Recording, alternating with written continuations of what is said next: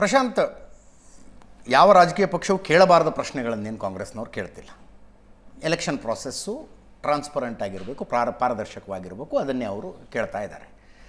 ಅದರ ಮಧ್ಯದಲ್ಲಿ ಇನ್ನೊಂದು ಪ್ರಶ್ನೆಯೂ ಬರುತ್ತೆ ರೀ. ಒಂದಷ್ಟು ಸಾಂವಿಧಾನಿಕ ಸಂಸ್ಥೆಗಳು ಅಂತ ಇರ್ತವೆ ದೇಶದಲ್ಲಿ, ಅವುಗಳ ಗೌರವ, ಅವುಗಳ ಮೇಲೆ ನಂಬಿಕೆ ಹೊರಟು ಹೋದ್ಬಿಟ್ರೆ ಪ್ರಜಾಪ್ರಭುತ್ವ ಕುಸಿದು ಹೋಗ್ಬಿಡುತ್ತೆ ಅಂತ. ನೋಡಿ, ನೀವು ರಾಹುಲ್ ಗಾಂಧಿ ಮಾಡ್ತಾ ಬರ್ತಾ ಇರ್ತಕ್ಕಂಥ ಪ್ರತಿಯೊಂದು ಅಭಿಯಾನವನ್ನು ನೋಡಿ.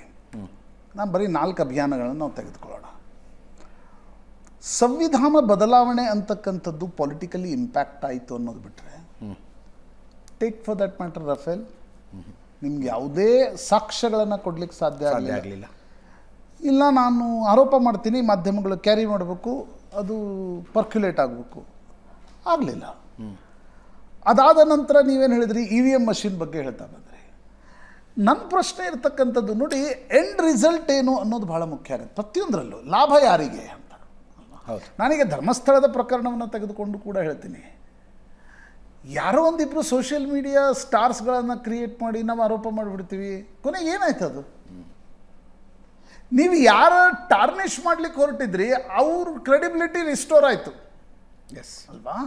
ಇವತ್ತು ನೀವು ಚುನಾವಣಾ ಆಯೋಗದ ಬಗ್ಗೆ ನಾವು ಟಾರ್ನಿಷ್ ಮಾಡ್ತೀವಿ ಅಂತ ಹೊರಟ್ರಿ. ಚುನಾವಣಾ ಆಯೋಗ ನೋಡ್ರಿ, ಪ್ರತಿಯೊಂದು ಸರ್ಕಾರವು for that matter, Naveen Chawla ಹೇಗ್ರಿ ಚುನಾವಣಾ ಆಯುಕ್ತರಾದರು, ತನಗೆ ಬೇಕಾದವ್ರನ್ನ ಮಾಡ್ತಕ್ಕಂಥ ಪ್ರಯತ್ನವನ್ನು ಮಾಡುತ್ತೆ. ಆದರೆ ನೀವು ಕೇಂದ್ರದ ಚುನಾವಣಾ ಆಯೋಗ ಬಂದು ಮಹದೇವಪುರದಲ್ಲಿ ಏನೋ ಧಾಂಧಲಿ ನಡೆಸ್ಬಿಡ್ತು ಅಂತ ಆರೋಪ ನೀವು ಮಾಡ್ತೀರಿ ಅಂತಾದರೆ ಅದಕ್ಕೆ ಅರ್ಥ ಉಂಟಾ?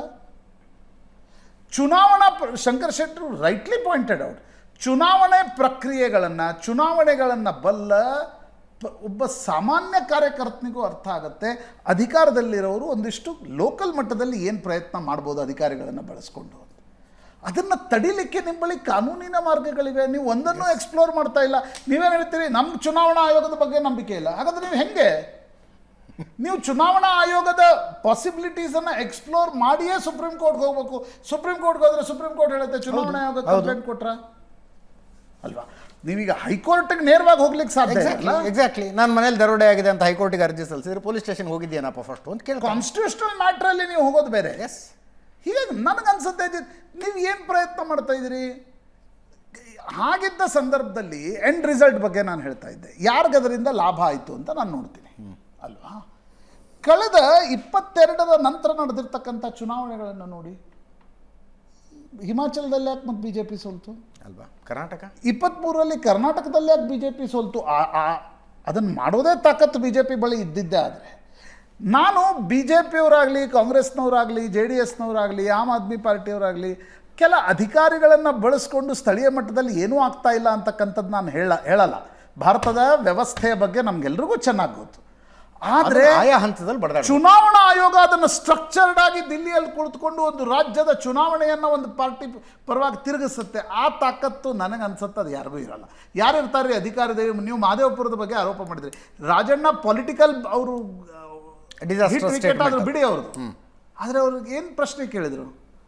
ನಮ್ಮದೇ ಸರ್ಕಾರ ಇತ್ತಲ್ವಾ, ನಮ್ಮ ಅಧಿಕಾರಿಗಳೇ ಇದ್ರಲ್ವಾ, ಏನು ಮಾಡ್ತಾ ಇದ್ರಿ ನೀವು? ಮಹಾರಾಷ್ಟ್ರದಲ್ಲಿ ನೀವು ಗೆದ್ರಿ. ನಾನು ಕೇಳೋದು, ನೀವು ಈಗ ಯಾವುದೇ ಒಂದು ಕೇಂದ್ರ ಸರ್ಕಾರ ರೀ, ನರೇಂದ್ರ ಮೋದಿ ಮತ್ತು ಅಮಿತ್ ಶಾ ಚುನಾವಣಾ ಆಯೋಗದ ಮೇಲೆ ಒತ್ತಡ ಹಾಕಿದ್ರೆ ಮಾಡ್ತಿದ್ದಾರೆ ಅನ್ನೋದು ಕಾಂಗ್ರೆಸ್ನ ಆರೋಪ. ಹೌದು ಅಲ್ವಾ? ಅವ್ರಿಗದು ಮಾಡೋದೇ ಶಕ್ತಿವಂತ ಸಾಮರ್ಥ್ಯ ಇದ್ದರೆ ಲೋಕಸಭಾ ಚುನಾವಣೆಯಲ್ಲಿ ಯಾಕ್ರಿ 240 ಸೀಟ್ ಗಳಿಸ್ತಾರೆ, ಅಲ್ಲೇ 300 ಗಳಿಸ್ಬಿಟ್ರೆ ಅವ್ರು ಹೆಂಗೆ ಬೇಕೋ ಹಂಗೆ ಮಾಡ್ಕೊಂಡು ಹೋಗ್ತಿದ್ರಲ್ವ? ನನಗನ್ಸುತ್ತೆ ಈ ರೀತಿಯ ಆರೋಪ. ಆಮೇಲೆ ರಾಹುಲ್ ಗಾಂಧಿಗೆ ಒಂದು ಸಮಸ್ಯೆ ಇದೆ, ಕಾಂಗ್ರೆಸ್ಗೆ ಅದು ಸಮಸ್ಯೆ ಇದೆ. ನಿಖೇತ್ ರಾಜ್ಗೆ ಅದು ಅರ್ಥ ಆಗುತ್ತೆ, ಅವ್ರು ಹೇಳಲ್ಲ ಅಷ್ಟೇ. ಏನು, ನೀವು ಬೋಫರ್ಸ್ ಇವ್ರು ಹೇಳಿದ್ರೆ ರಾಜಣ್ಣಗೆ ಹಂಗಲ್ಲ, ನೀವು ಬೋಫರ್ಸ್ ಆರೋಪ ಮಾಡಿದಿರಿ. ಬೋಫರ್ಸ್ನ ಆರೋಪದಲ್ಲಿ ಕಾಂಗ್ರೆಸ್ ಹೊಡೆತ ತಿಂದಿದೆ. ರಫೇಲ್ ನೀವು ಅಲ್ಲ, ಹಿಂದೆ ಅಲ್ವಾ? ನೀವು ರಫೇಲ್ನ ಆರೋಪ ಮಾಡ್ತಿದ್ದೀರಿ. Do you have that credibility to target it? Sir, ನೀವು ಇಷ್ಟು ವರ್ಷ ಅಧಿಕಾರದಲ್ಲಿದ್ದವರು EVM ಬಗ್ಗೆ ನೀವು ಆರೋಪ ಮಾಡ್ತಾ ಇದ್ದೀರಿ. 2 ಎಲೆಕ್ಷನ್ ಗೆದ್ದಿದ್ದೀರಿ. 2 ಎಲೆಕ್ಷನ್ 2004-09 ಚುನಾವಣೆಯನ್ನು EVMನಲ್ಲೇ ಗೆದ್ದಿದ್ದೀರಿ. ನೀವು ಇವತ್ತು ಆರೋಪ ಮಾಡಿದರೆ ಅದು ತಾಗತ್ತಾ? ನೀವು ಕೇಂದ್ರ ಚುನಾವಣಾ ಆಯೋಗ ಪೂರ್ತಿಯಾಗಿ ಕಾಂಪ್ರಮೈಸ್ಡ್ ಆಗಿಬಿಟ್ಟಿದೆ ಸರ್ಕಾರದ ಬಗ್ಗೆ ಅಂತಕ್ಕಂಥ ಆರೋಪ ಮಾಡ್ತಾ ಇದ್ದೀರಿ. ಎಲ್ಲ ಆರೋಪ ಮಾಡಿದ್ರಿ? ರಾಹುಲ್ ಗಾಂಧಿ ಅವರು ಬಂದು ಮಹದೇವಪುರದಲ್ಲಿ ಆರೋಪ ಮಾಡಿದ್ರಿ. ಅದು ಅಂದರೆ ಕನ್ವಿನ್ಸಿಂಗ್ ಇತ್ತು ಅದು ನಿಮ್ಮ ಆರ್ಗ್ಯುಮೆಂಟು? ನಿಖೇತ್ ರಾಜಮೌರ್ಯ ಅವರೇ, ಯಾವುದಾದ್ರೂ ಒಂದು ಕ್ಷೇತ್ರ ಅಂದರೆ ಚುನಾವಣೆಗಳು ನಡೀತಾ ಇರುವಾಗ ಯಾವುದಾದ್ರೂ ಕ್ಷೇತ್ರದ ಯಾವುದೇ ಅಭ್ಯರ್ಥಿ ಮೃತಪಟ್ಟರೆ ಆ ಕ್ಷೇತ್ರದ ಚುನಾವಣೆಗಳನ್ನು ಮುಂದೂಡ್ತಾರೆ, ಅದು ನಿಯಮ. ಬಟ್ ಈ ದೇಶದಲ್ಲಿ ರಾಜೀವ್ ಗಾಂಧಿಯವರ ಕಗ್ಗೊಲೆ ಆದ ಸಂದರ್ಭದಲ್ಲಿ ಉಳಿದಂಥ ಅಷ್ಟೂ ಚುನಾವಣೆಗಳನ್ನು ಇದೇ ಚುನಾವಣಾ ಆಯೋಗ ಮುಂದೂಡಿತ್ತು ಸರ್. ರಾಹುಲ್ ಗಾಂಧಿಯವರ ಅಸ್ಥಿ ಹಿಡ್ಕೊಂಡು ದೇಶದಾದ್ಯಂತ ಮೆರವಣಿಗೆ ಮಾಡೋದಕ್ಕೆ ಚುನಾವಣಾ ಆಯೋಗ ಅವಕಾಶ ಮಾಡಿಕೊಡ್ತು. ಆಮೇಲೆ ವೋಟಿಂಗ್ ಆಯ್ತು ಈ ದೇಶದಲ್ಲಿ. ಅದು ಯಾವ ಸಂವಿಧಾನದ ಪ್ರಕಾರ, ಯಾವ ನಿಯಮದ ಪ್ರಕಾರ? ಜಾತಿಗಳ ನೀವು ಮೊನ್ನೆ ನಿಮ್ಗೆ ನೆನಪಾಯ್ತು, ಅಯ್ಯೋ ನಾನು ಹಿಂದುಳಿದ ವರ್ಗದವ್ರ ಹತ್ರ ನೋಡಲೇ ಇಲ್ಲ ಅಂತ. ನೀವಿದ್ದಾಗ ಏನೇನು ಮಾಡಿದ್ರಿ? ಈ ಪ್ರಶ್ನೆಗಳನ್ನು ಜನ ಕೇಳ್ತಾರೆ.